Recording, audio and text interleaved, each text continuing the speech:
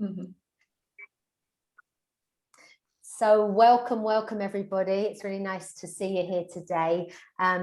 My name's Amanda O'Shea from the Serendipity Experience, and I'm here today with the lovely Jackie Bull and the lovely Debbie, who I'm just going to do a little bio for this wonderful little podcast that we've been doing on this Lost for Words series.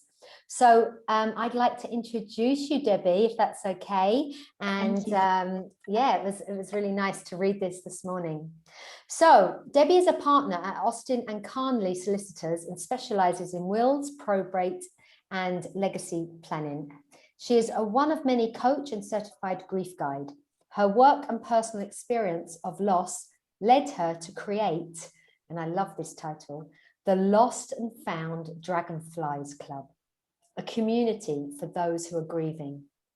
She says, two of the strongest threads that bind us together as human beings are the fear of dying and the unutterable heartache that shakes the foundations of our identity when we lose someone we love.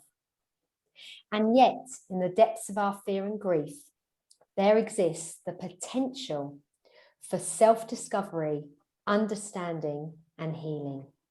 We may feel lost, overwhelmed, alone, and afraid, but we have the capacity to turn this loss and heartache into something positive.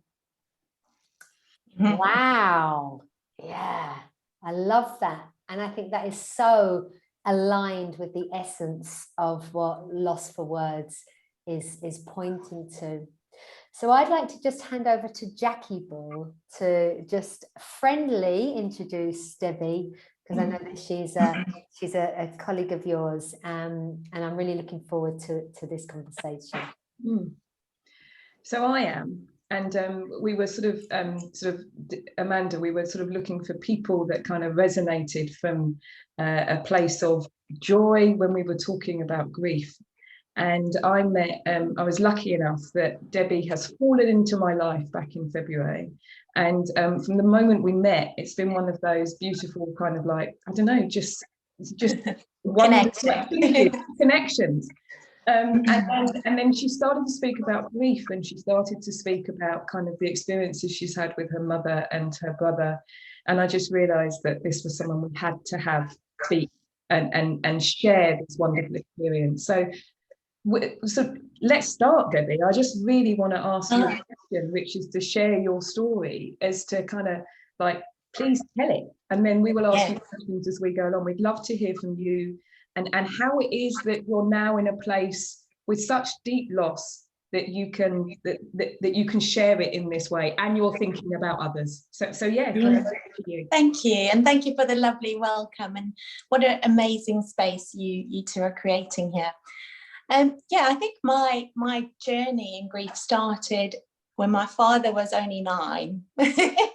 You know, if you want to believe that it comes down the ancestral line. His mother died when he was 9, and he was shipped off to a boarding school as this little boy. And he never spoke about it. He never spoke about who was my grandmother.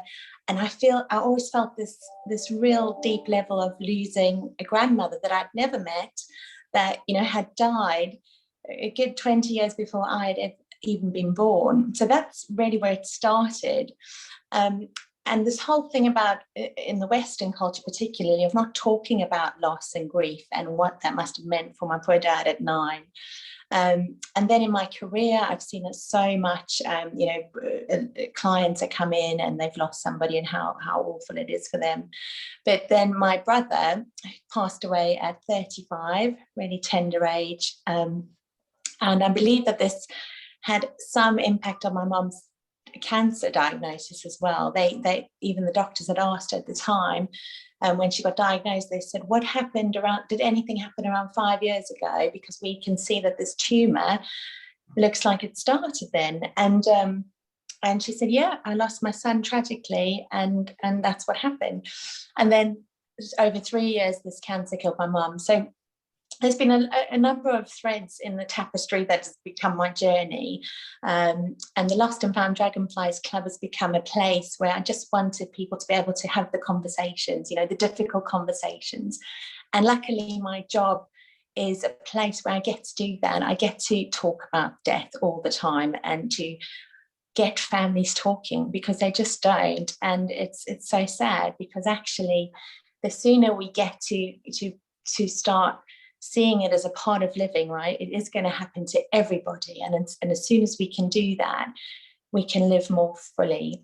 And so the Dragonfly Club came about because dragonflies live under the water for 6 months of their life, and they know nothing about what's above the surface, right? And then eventually one dragonfly will crawl up the little reed and really scared and go. And then above the water, he turns into a dragonfly and he has this beautiful life. And to me, that is so powerful for the grief journey. You can be under the water, you're really frightened in this dark place, and then come up to the surface and actually see that there can be quite a bit of beauty there. And so just in that, I mean, because I think that it's always good, because the issue is when we talk about sort of grief products, and when we talk about sort of grief processes, and we talk about those from a position of joy, for those that are currently underwater and for those that are in that darkness, I just want to ask you a little bit about the acknowledgement of that dark place, because we talk about holding both together, and I just really want to sort of bring you slightly back to that place. You tragically lost your brother, you had this situation, your mother died sort of 3 years, and she battled cancer. And we were sharing this morning in a very brief conversation how that looks from a kind of, you know, there's a physical loss. There's a physical loss of being able to hold someone's hand, you know, and just acknowledgement of that. And my brother, when he passed away, it was very hard for me. We'd had this awful argument before the last time I saw him, and I was in the UK. So I'd seen him in South Africa, come over to the UK, and then he passed away in the March, and I'd seen him in November. And I held on to that anger and guilt and, you know, so much before I actually entered into the grieving process. I think, you know, for so long I was like this tight shell, because I felt guilty about what I'd said, that the last words were these crosswords with each other. And I had to work through a lot of that before I felt able to actually grieve his going, if that makes any sense. And I think we do that to ourselves. We hold that, you know, we replay all these things after we've lost somebody. And actually we just need to be in a place of love at that time, and not be hard on ourselves or hard on anybody else or hard on the universe and be, you know, angry at the universe, but just come from a place of love in that moment, and actually take reference to what's happened, that this person is gone. Okay. And as far as knowing that, I suppose I'm exploring the kind of side of anger, just because, and this kind of like the grief that we can get stuck in, just because I know we're going to spend a lot of time on the joy that can be held as well, but it's just that, so your mother's cancer coming from the kind of point of feeling like it was caused by what went on with your brother, I wonder how that was held by you. I think I think it wasn't that I was angry at that. It was more about the wow, this is how grief can affect your body, right? If you don't process it, wow, it can just be internalized for too long, and it can have a physical effect on you. That for me was a real eye-opener about, we've got to get talking, and we've got to get people, you know, having these kind of conversations.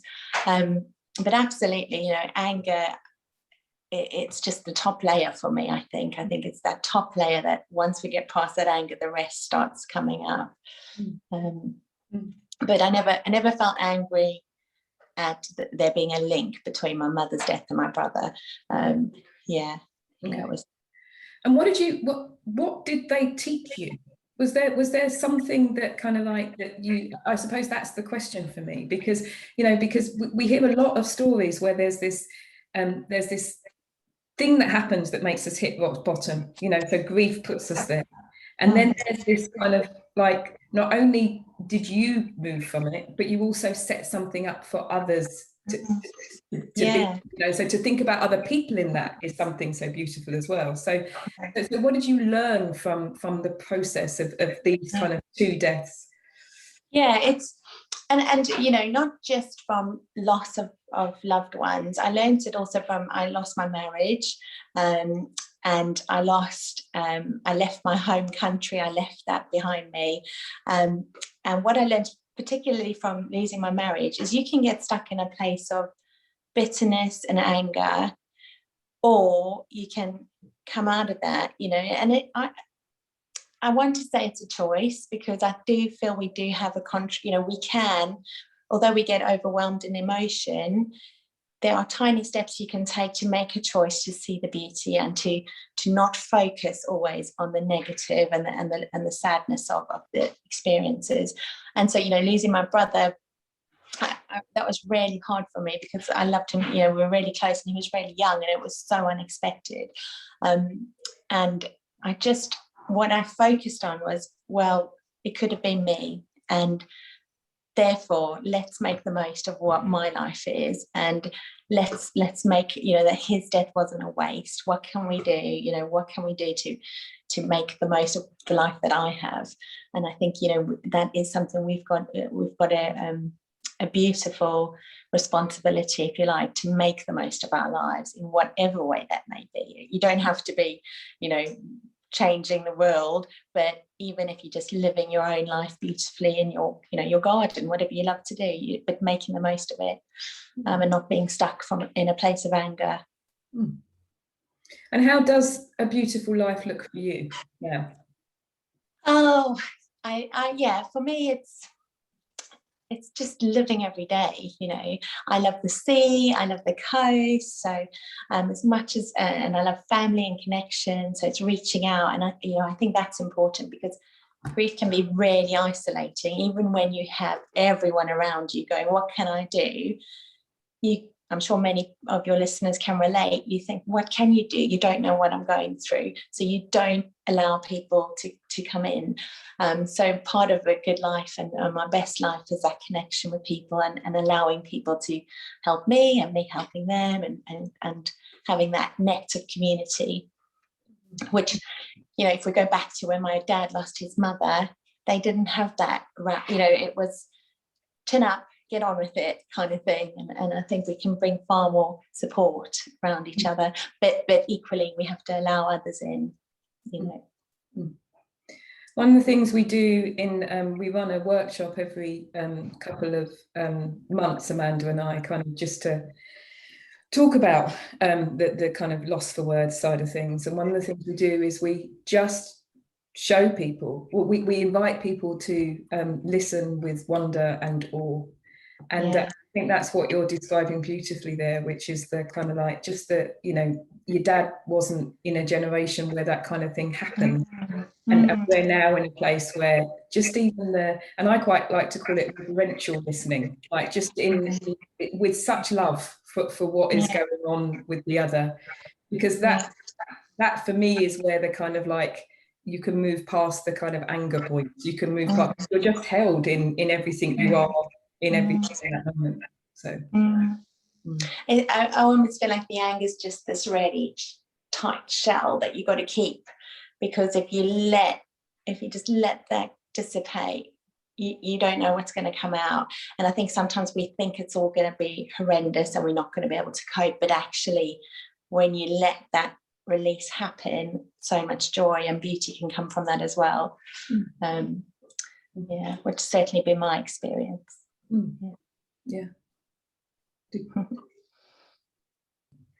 Thank you, Debbie, for sharing that. I'd like to just add, there's a couple of things that jumped out to me when you were talking there, which was in the work that Jackie and I both do in our coaching practices, we talk about how the mind works and the psychology that's behind all of the experience. And I think what you pointed to there as well is how powerful our psychological system is, how powerful the power of thought is, that it actually has the influence to change our chemistry and our biology. And so that's how massive it is. And that's something that we'll, you know, talk talk a bit deeper about maybe at another time. But something else that also jumped out to me when you were talking is that the subject of choice. And so whether we see that we have choice, or we see that it's an illusion of choice, or we believe in free will, or we don't believe in free will, I think that when we are under the water, when we are in the dark and under the water, it's whether we have or whether we haven't, it's the whole thing that it just doesn't look like there is. So it's not even whether there is or there isn't, it's just the fact that it only looks like that. And I think that's why it's it feels so dark. When you were talking about this constricted, and that's what it makes, like that under the water, it's almost literally around, isn't it? Our thinking at that time, and whether if that is thinking that is coming from that, I don't know, being brought alive with a sense of grief or sadness or loss or bitterness or why me, or I can't believe this has happened, or any kind of thing that's not in acceptance, I suppose, of life. And I'm not saying that we have to be in acceptance all the time. No. I'm not saying that, because grief is such a natural process, but that's what it's constantly being flavored. So we're swimming in that water, like that's the only water, that's the flavor of the water, right? And then that magical moment, which I always get interested in any of the human experiences.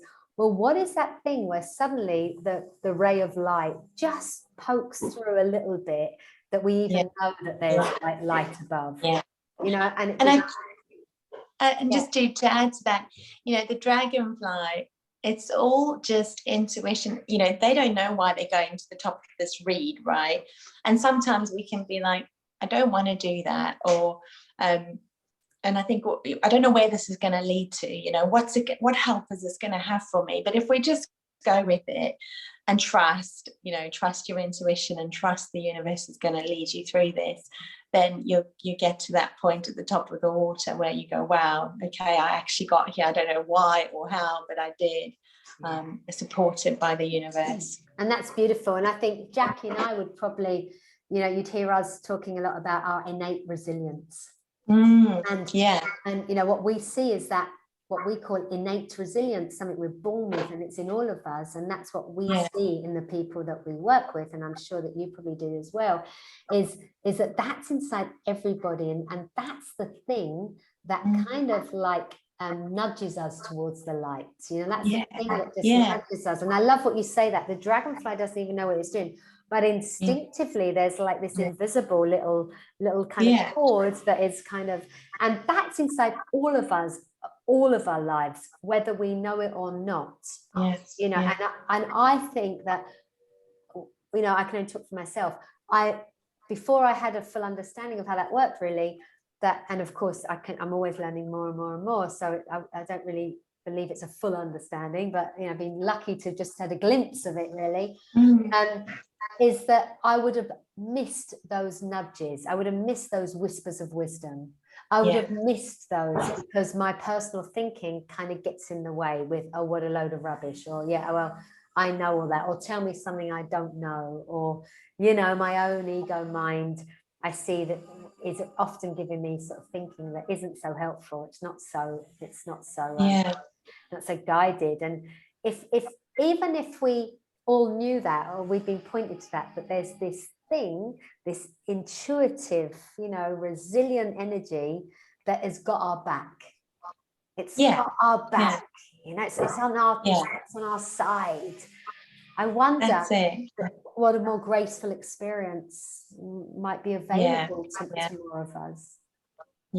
And that feeling of real hopelessness that can come with loss, but just trusting that it's not all down to you. It's not all down to you to get through this, and it's that trust. And people find that trust in different places, right? So for me, it's nature. For many, it could be religion, it could be faith, whatever it may be. But, I look at the different, we've spoken about the dragonfly. If you look at a blackberry, how, a blackberry goes from a seed, grows into the bush, and then it turns into a flower, and the flower dies before the fruit is made, right? there's a cycle, or there's, you know, a bulb, a daffodil that comes up, beautiful daffodil, it dies, but then the next year from the same bulb, a daffodil comes up. So I trust and I have faith in nature and the universe, and that's what really gets me through. I don't have to understand. I don't have to understand that I need to be a flower and die before I turn into a fruit or whatever's going to happen. But it's accepting that I don't have to have all the answers, and that helps me when I feel hopeless. I just take inspiration from nature. That's amazing. I love the blackberry, and I love the daffodil, and you know, and I love there's so much intelligence within all of the systems, and I like to invite people to see that they are part of nature. Yes, often exactly. They believe they're witnessing nature, but actually when we talk about that, we are nature. You know, we have these systems in place that are you know, the same intelligence that runs through the superpowers that keep these systems mind-blowing, and we are that in action, and that's kind of really cool. It's cool. It's amazing. I like to say I'm the universe in a human experience for the moment. Nice. Yeah, it's nice, really nice. Yeah. And so, Debbie, what else in nature? What else? You know, what else feels like it really ticks your box? And what do you love? Tell me more about you. Well, one of the I mean, in terms of specifically relating to grief, one of the things I shared in my group just recently was, you know, it was a lovely spring day, and we ended up having these massive thunderstorms, and I just thought, you know, that's how we need to be. Just because it's, you know, just like Mother Nature is, she can throw her toys if she needs to. She can let it all out, even though she should be a lovely spring sunny day, right? And I think that's important with grief. You know, people go, I'm not feeling this. I'm not feeling how I should be feeling, or, you know, I feel like I should be feeling different. And we don't, you know, just be what you are. That's all you need to be. If you're feeling down, if you're feeling, you know, or if you're feeling great, enjoy it. You know, enjoy that moment that you're feeling great.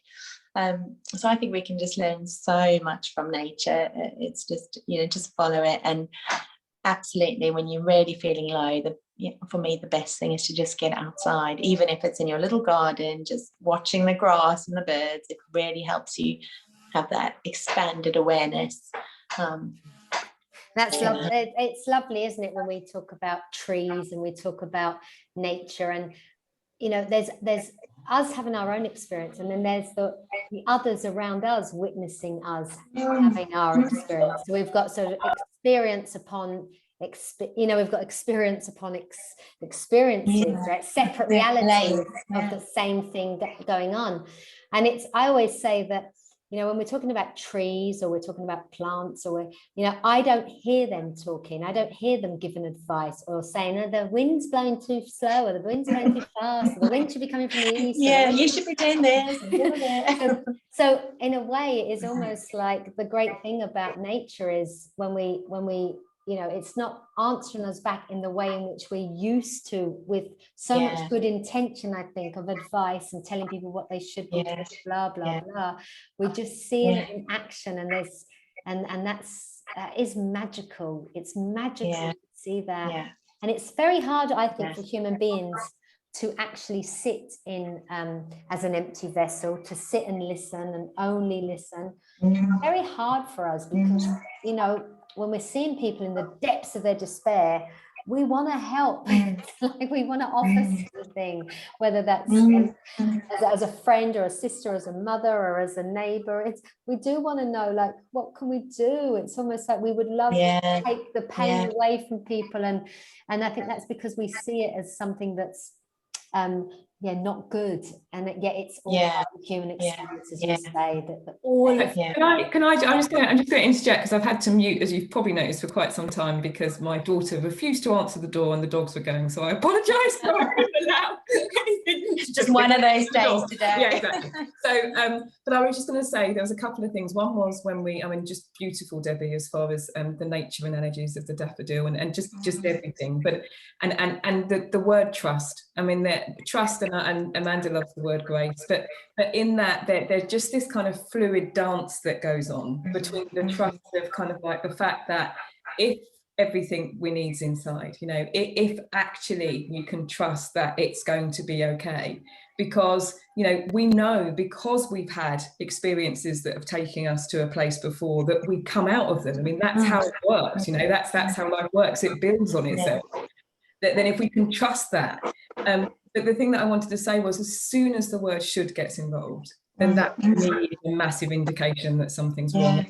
And what I've loved witnessing with people that have been going through grief is that, and I've got a really good friend who recently lost her mother, it was the first time that she was actually able to go, I shouldn't be doing anything. Actually, the shoulds are relevant here. Actually, I don't want to go to that meeting. And I don't want to see that person. And grief actually gives us this moment of clarity where we go, no, actually, I don't want to do that. And so when the shoulds become involved, I just wanted to comment on that as well. Yeah. And also, we're just, you know, plugging into that, what I've seen with the COVID. So we've been working all through COVID, sadly, because, you know, there've been so many more deaths and all the rest of it. And I've had clients that I've had to see, and they've been so relieved that they haven't had to do the big funeral and the big, you know, the big send-off that is expected by everybody. And they've been able to do some really beautiful, smaller, contained rituals to bid farewell. And I think, you know, it's been good for us to stop and pause and think, what actually is right here, not what is expected or we should be doing. Totally. So, I'm conscious that we have been having the most beautiful conversation for about an hour now, and I also apologise for not being in it for about 10 minutes because of the organ. But we didn't notice, did we, Amanda? We didn't have to, and you just carried on regardless. I did wonder. I had a suspicion something was happening when I was going. She wasn't going to the door. Anyway, and so I really just wanted to sort of bring us to kind of a close, simply because I just really want to thank you for the fact that you've been like that little ray of sunshine that the grasshopper sees, that sort of goes up and takes a chance and just goes, wow, I'm just at one with this. And that really helps us with kind of what we point to, which is there's such a simplicity in the way we work, you know, and if we can trust that is inside and going to keep us, that's always got our best interests, is kind of the way it works, you know. It's always going to just work. It's going to work out. It's going to work out. Then that's kind of like the way I'd like to end our conversation, unless you've got anything to say, Amanda. The only thing I'd like to add is I'd just like to invite Debbie to share a bit more about her group, and how can people of course, get in contact, or, you know, tell us a little bit about that. It's just a group on Facebook. It's called the Lost and Found Dragonflies Club, and I can send you the link. It's purely for support. There's no selling in the group. There's no, you know, self-promotion or anything. It's just people who have had experienced grief, or they're going through grief. And what I love is how the group is you know, it's a life of its own. I don't you know, the people are supporting each other. They're meeting up for coffee. You know, people who have gone through similar experiences are finding each other. So you just come in, you can just watch forever, or you can share, and you can come and find some support in there. So please do. Amazing. And should we put that we'll put that in the link to this, should we? Absolutely. That'll be in the link. That'll be in the link below. And that's just wonderful. The Lost and Found Dragonflies Club. I love it. It's a great name. Amazing. Thank you. Big thank you from me and here in sunny Thank you for having me. Absolute pleasure. So thank you, everybody. Thank you, Jackie, as always. And I'm going to stop the recording now.